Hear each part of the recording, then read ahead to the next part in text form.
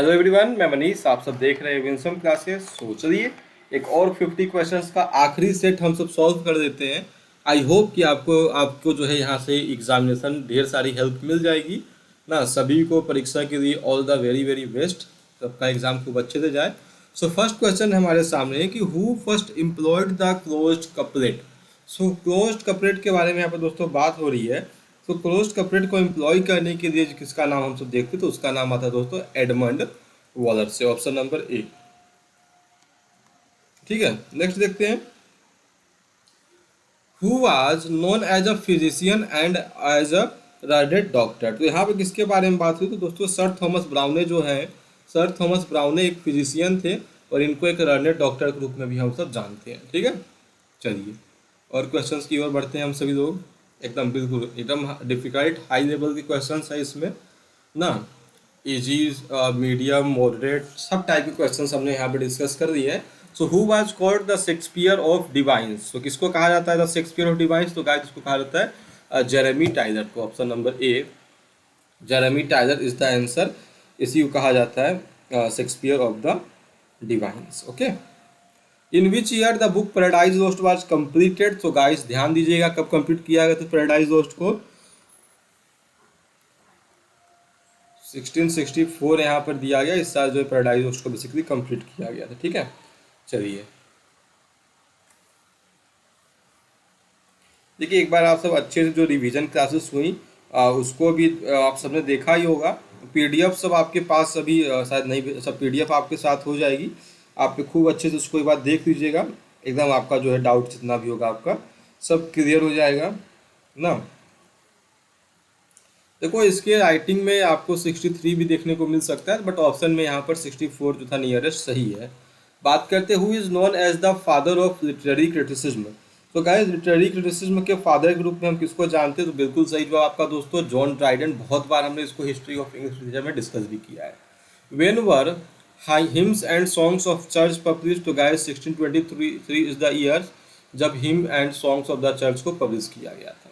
Which out of the following is not a cavalier poet. इनमें से cavalier poet कौन नहीं है दोस्तों, तो बिल्कुल बिल्कुल बिल्कुल सही जवाब गाइस फ्लेचर। अगर आपको नहीं भी समझ में आ रहा स्टकलिंग हैरी लवलेस के बारे में, तो आप फ्लेचर के बारे में जानते हो कि ये एक कैवेलियर पोएट नहीं थे। Heroic couplet is written by. So guys heroic couplet किसके बाद लिखा गया, तो बिल्कुल John Dryden. Option number A, बहुत अच्छे। Who wrote Religio Medici. So guys ये वर्क जो है थॉमस ब्राउने का वर्क है, बड़ा महत्वपूर्ण वर्क है, इंपॉर्टेंट हो सकता है एग्जाम के लिए। सो आप इसको मार्क करके रखे रहिएगा। ठीक है, चलिए। Who wrote odd on the nativity, या फिर नेटिविटी ओड। बिल्कुल गाइस जॉन मिल्टन ने इस वर्क को लिखा था, नेटिविटी ओड को। ठीक है, चलिए। Which year did the political chaos and instability and with the restoration in king English Charles to the throne of England. तो गाइस 1660 आपको याद ही होना चाहिए। रेस्टोरेशन कब हुआ था, 1660 में। किंग चार्ल्स सेकेंड जो था ओलिवर को हटा के बेसिकली वहाँ पे किंग बनता है ना। इसी को यहाँ पर हम सब रेस्टोरेशन के नाम से जानते हैं। The Puritan shut down all theatres in England. इन तो गाइस प्यूरिटन ने 1642 में इंग्लैंड के सारे थिएटर्स को क्लोज करवा दिया था। ठीक है, याद रखिएगा इस फैक्ट को। In canto 70 of the Inferno the monster Geryon represents. तो गाइस नंबर 13 की बात हो रही है। तो इसमें जो फ्रॉड करके जो होता है यहाँ पर रिप्रेजेंट किया जाता है, ये उतना खास नहीं है, डीप ज़्यादा हो चुका है यहाँ पर। Identified the author of the following lines. Let sea discovers to the new world safe gone. Let maps to other words on words have shown let us possess one word each hath one and is one. ठीक है, तो ये line John Donne की line है। Option number C. Mac Flecknoe is an attack on Dryden's literature reviver. तो ये किसके ऊपर अटैक था गाइस, मैक फिलोकनो करके। ये बिल्कुल थॉमस सेडवेल के ऊपर बेसिकली अटैक था। Option number B. Andrew Marvell बड़ा इंपॉर्टेंट ऑथर है दोस्तों। An Horatian ode upon Cromwell's return from Ireland. ये कब लिखा गया दोस्तों, एंड्रू मार्वल का 1650 is the right answer. To daffodils is a song written by. ध्यान देना डेफोडिल्स सॉन्ग तो विलियम वर्ड्सवर्थ का है, पर टू डेफोडिल्स है रॉबर्ट हैरिक का। Option number A. The English artist satirist who use to sharp edge of praise to attack his victims. ठीक है, वाज उसका नाम क्या दोस्तों, नंबर 18 में आपसे पूछ रहा है, तो जॉन ड्राइडन यहाँ पर। ऑप्शन नंबर सी को हम सब सही कर देंगे। 19 की ओर बढ़ते हैं। Who among the following is not a restoration play right. तो इनमें से कौन सा एक रेस्टोरेशन प्ले राइट नहीं है, तो आप ऑप्शंस देखो, आपको समझ में आ जाएगा। तो not a restoration playwright William Congreve, तो विलियम वाइकलरी को हम सब यहाँ पर कंसिडर कर सकते हैं, ठीक है। The restoration comedy the double dealer was written by, तो डबल डीलर किसने लिखा है दोस्तों, वो लिखा है विलियम कॉनग्रीव ने, ठीक है, option number C. Who among the following is a cavalier poet. So guys, इनमें से एक कैवेलियर पोएट का नाम आपसे पूछा गया है, तो ऊपर का ऑप्शन आपको याद होगा, तो जॉन सकलिंग वहाँ पर एक कैवेलियर पोएट आपने बताया है। Which of the following plays by William Wycherley is in part and adaptation of Molière's the misanthrope. तो मिजंथ्रोप का कौन सा इसमें पार्ट है दोस्तों, बिल्कुल ना, सेकंड 22nd का the plain dealer, option number A. Tempest is a collection of poems by, sorry, Temple किसका पोएम है दोस्तों, जॉर्ज हर्बर्ट का है, बिल्कुल सही जवाब, ऑप्शन नंबर सी इंपॉर्टेंट है। What is L'Allegro companion piece code, तो ला एलिग्रो कंपेनियन पीस का नाम बताओ दोस्तों, इल पेंसिल। सो बिल्कुल बिल्कुल बहुत अच्छे। Great wits are sure to madness near allied and thin partitions to their bounds divide. किसकी लाइन से, किस लाइन से इसको दी गई है, बिल्कुल गाइस एब्सलम एंड एकिटोफल से दिया गया, बिल्कुल ऑप्शन नंबर बी आपका यहाँ पर है ना। 26 dash is the story of rock by Fielding, तो फील्डिंग ने एक जो रॉक दिखा था उसका बिल्कुल दोस्तों आपको नाम याद आ चुका होगा, जोनाथन वाइल्ड था, option number B.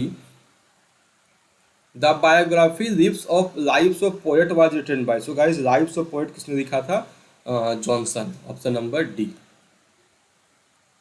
Social contract theory was given by, social contract theory दोस्तों किसने दिया हुआ है, यहाँ पर रूसो की ये थ्योरी थी, ऑप्शन नंबर ए।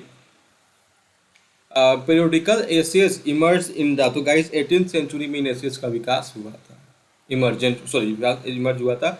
और journey to the western islands of Scotland, ये किसने लिखा है दोस्तों, बिल्कुल सही जवाब है, सैमुअल जॉनसन ने लिखा, ऑप्शन नंबर ए।